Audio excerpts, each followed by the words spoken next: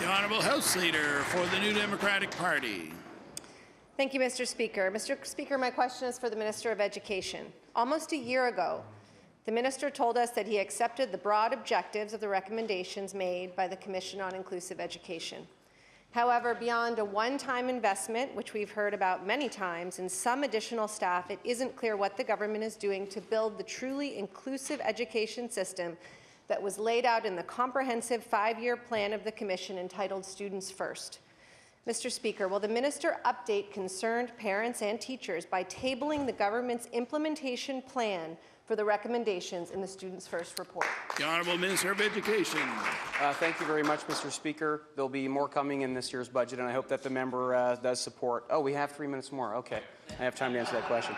Yeah, thank you very much, Mr. Speaker. Yeah. No, that's better. So we're about 6 months into a 5-year rollout of the inclusion report. They have established a blueprint for us to follow.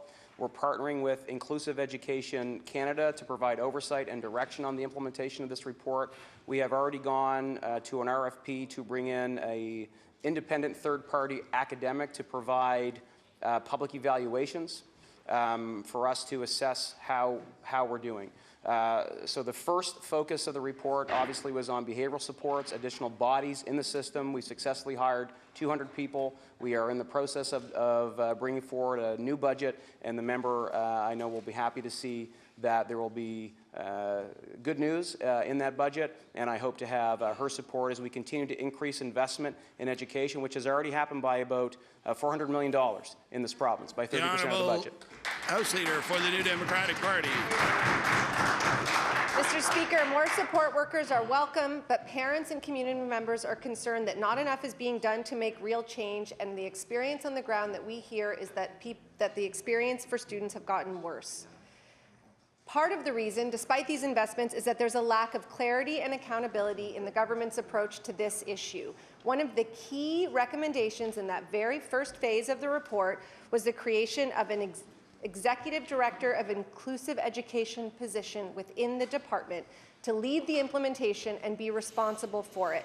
The creation of this position was key, again, in the very first phase of that implementation. Mr. Speaker, has the minister filled this position? And if not, when can we expect it to be filled? The Honourable Minister of Education.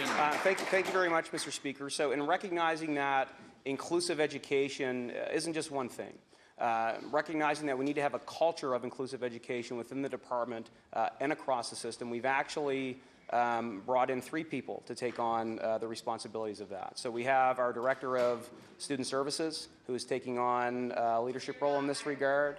We have hired a Mi'kmaq representative, an African Nova Scotian representative, all 3 of whom are the triumvirate on this position. So we're approaching it by not hiring one position, but by applying these responsibilities to no less than 3. And Mr. Speaker, I will remind the member opposite, well, I know she's rightfully critical, that's her job, of what we're doing. I will remind her that the chairperson of the Commission on Inclusive Education has actually been very supportive publicly on the direction that this government has taken, and I will table her public comments for the record. Order, please. Time allotted for oral questions put by members to ministers has expired.